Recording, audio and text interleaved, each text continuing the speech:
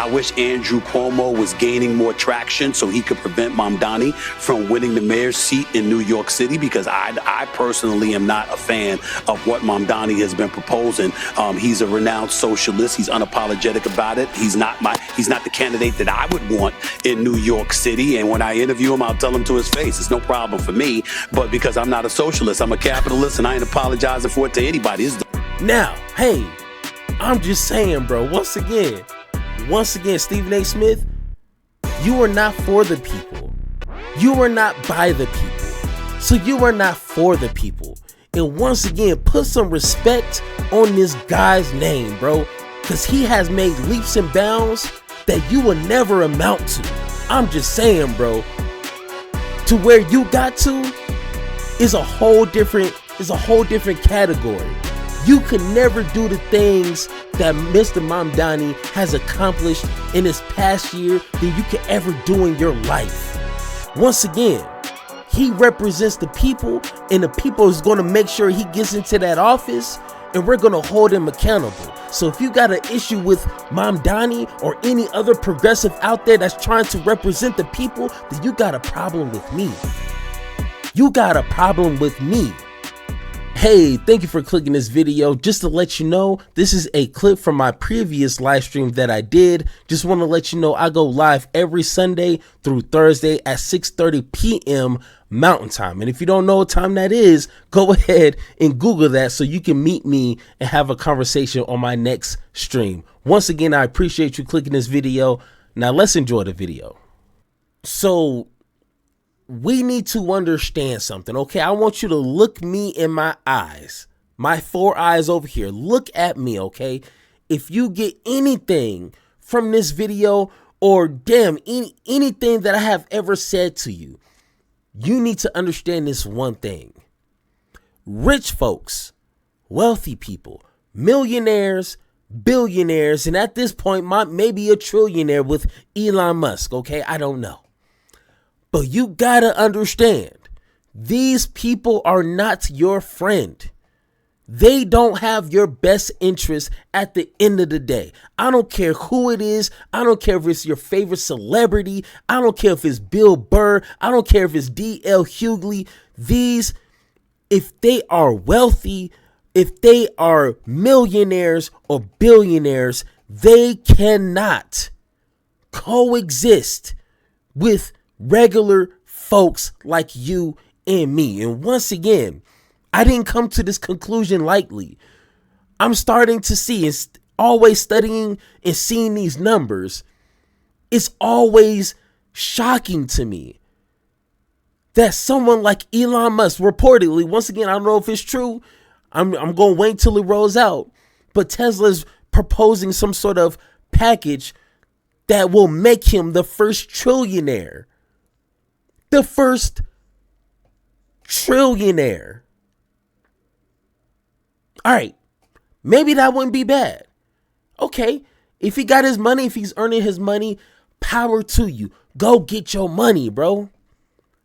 But if that same person, okay, listen here, that same person is advocating or has advocated to cut Medicare and food assistance and other social safety nets for people who need it, while he continues to get government subsidies.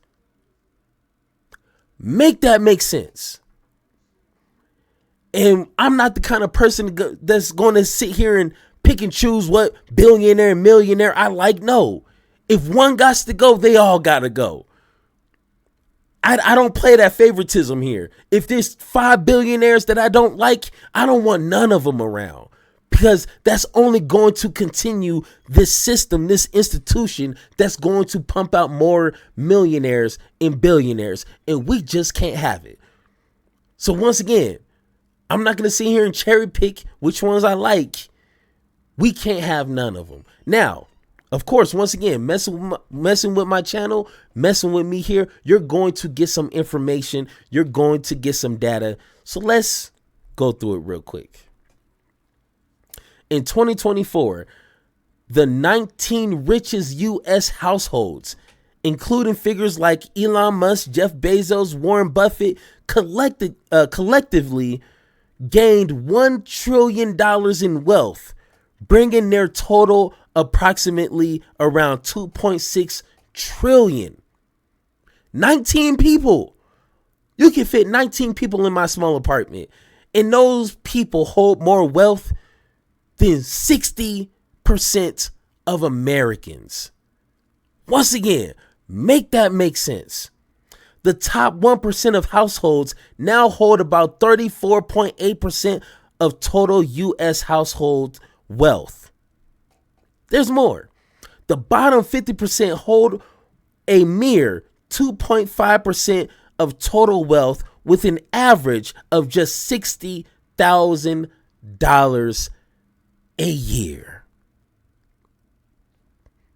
In some states, you can't even survive off that. In Colorado, $60 is like a little above poverty. I'm just saying. So some areas might be a little bit worse. From 1989 to 2002, about 23-year difference, the top 1% saw their wealth increase by 309%. Yes, 309%. While the bottom 50% gained only 111%. Make that make sense. But what is the solution? Well, we got a lot. There's a lot of opinions. There's a lot of ways that we can go about it. But I'm a democratic socialist. Okay, this is what socialism can do for you. Okay, pretend this is an ad. Socialism can do this for you once and for all. Socialism proposes mechanisms like progressive taxation, which is needed. They make you hand over fist. You can tax that ass. I'm sorry. Tax it. Workers' ownership and stronger social safety nets. That's what socialism can do for you. Second, emphasizes universal access to essentials like healthcare, education, housing, and childcare. Once again, all the essential things we need to survive. This is not a luxury. This isn't like the fifth car or the third summer house.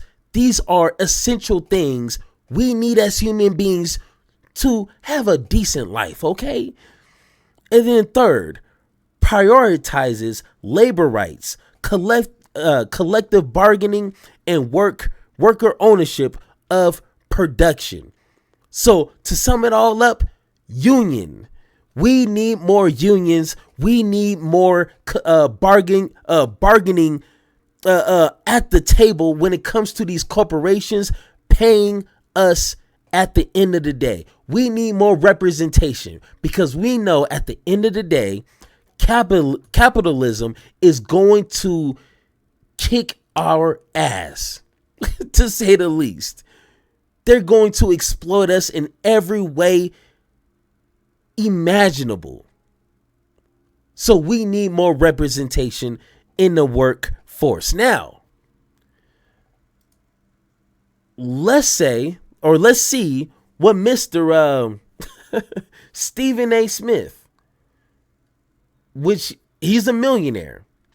Let's see. Hold on. Let's see.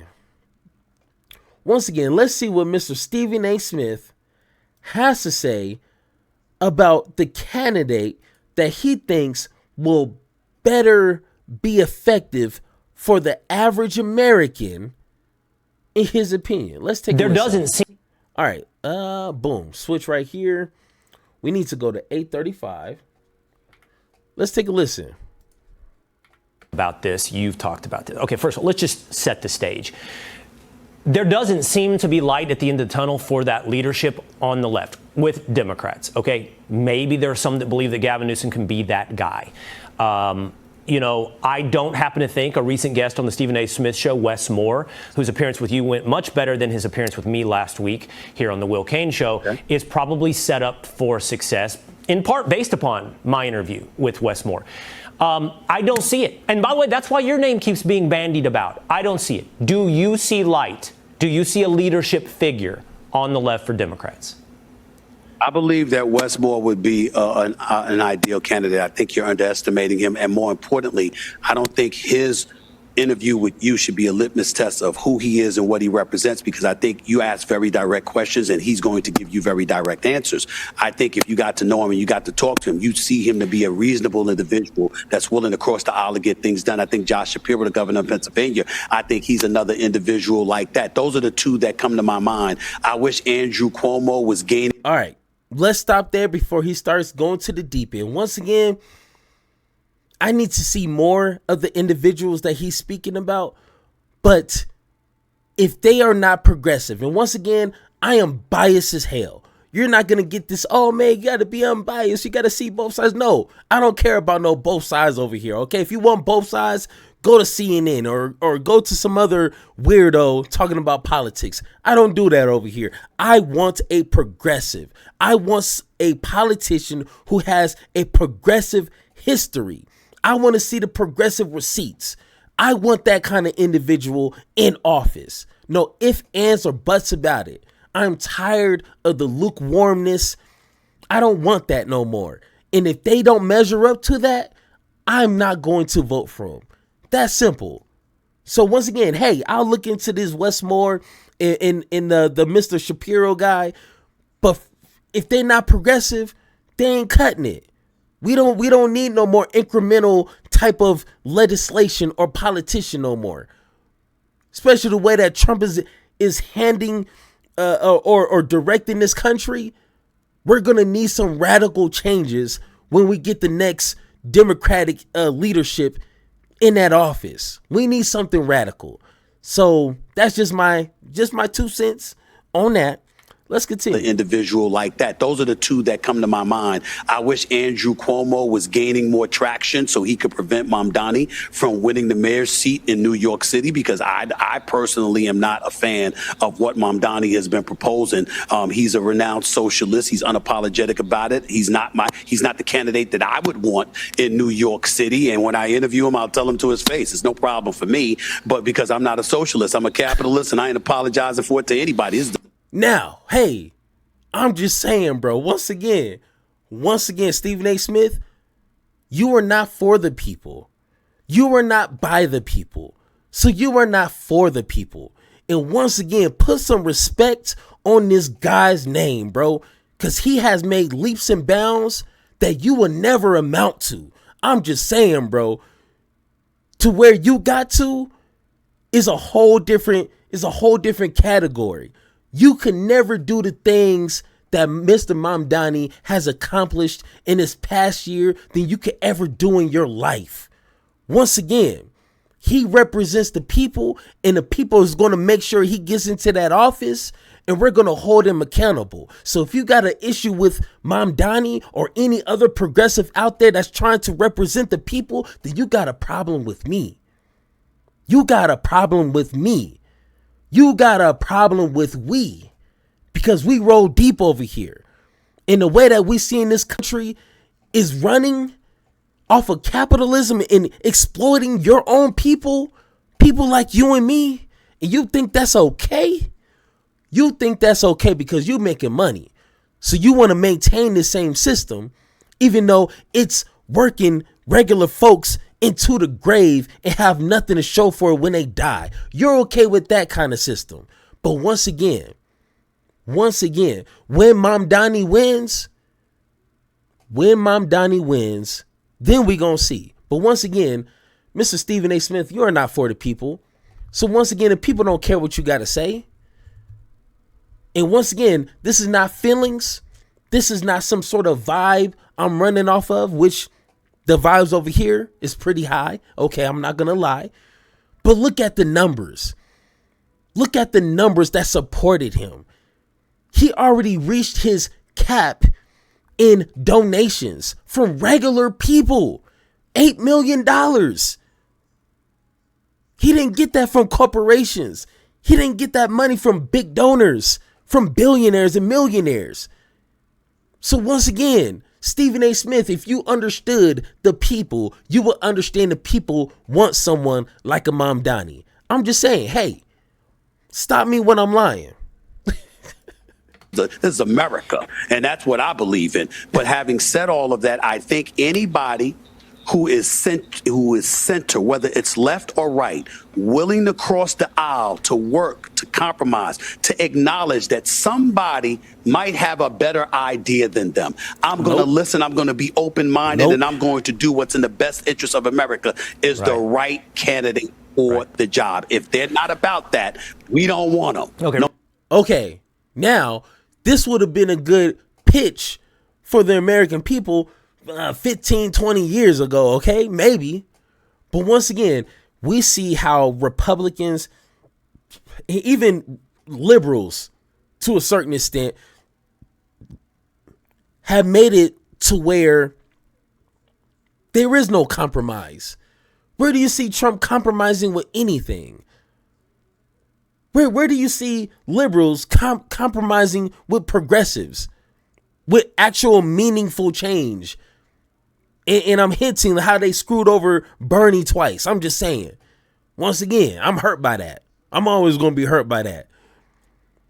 So now, call me crazy, okay? Maybe I am crazy. Maybe I am. I'm drinking my diet soda and somehow, some way, it's getting me all amped up. I'm sorry. So maybe I am a little loco, okay? But I don't want a progressive to compromise on nothing. We don't need no more compromises. The American people, regular folks like you and I, we've been compromising long enough. We've been trying this two-party, hey, Democrats work with Republicans, Republicans work with the Democrats. We've been doing this since forever. My entire lifetime. And what do we have to show for it? Military now roaming the streets? The police kidnapping people? What do we got to show for it? The wealth gap increasingly getting larger year by year. Regular folks like you and I barely can make it. And you talk about compromising? Bro, you shouldn't even be uttering those words out your lips right now. Folks out here dying of trying. We're done trying. We're done compromising. I want someone to go in there and cause hell on the behalf of American people. That's what I want. Once again, call me crazy. I'm just saying, I might be that guy. I'm sorry. I might be too radical for some of you guys. I'm sorry. If I'm scaring you, if I'm scaring the kids, my bad. But I'm just saying, we need some change here. And I'm not talking about tiptoeing change. I'm talking about leaps and bounds. And people like Stephen A. Smith is not it. He is not that guy. He doesn't represent black people. He doesn't represent the middle class, poor folks, none of that. And like he said, and I'm going to tell it to him, I'll tell that to his face. He doesn't represent us. I'm sorry. That's simple. No matter what side of the aisle. Let me just say, Wes Moore may be a great guy. I don't question his character. I don't question his military service. He's got to answer for what we talked about. Policy. And he's got to find an answer for what we talked about last week on why he lied about receiving the Bronze Star. It's a big deal, and but I still honor his service, and he's always welcome to come back here on the Will Kane Show. All right, honestly, don't care. Hey, whatever they got to say, let them say. But once again, guys, hey, once again, if I'm a little too radical for you guys, I'm sorry. Okay. But that's just how we do it over here. We don't tiptoe around nothing. If history has ever taught me anything, is that you can't ask nicely after you done asked the first time. Hey, we want our rights. We want higher wages. We want life, liberty, in the pursuit of happiness. We want opportunities. Can we get that? Oh, no? All right. Well, we kicking down doors at this point. I'm just saying, we're going to be kicking down doors at some point. That's where I'm at. So, just saying, hey, I'm just saying. I got some boots, man. I can kick down some doors. Let's see how you do under pressure. Oh, yeah, I've been wanting this shit forever. I've been in the field with whatever they throw at me. Brush it off, pick myself up, moving on to the better. Okay. Hey. Yeah. Ain't no errors, baby. It's a new era. I wake up early, feeling rich like I'm Kesha. I get to the paper, boy. Extra, extra.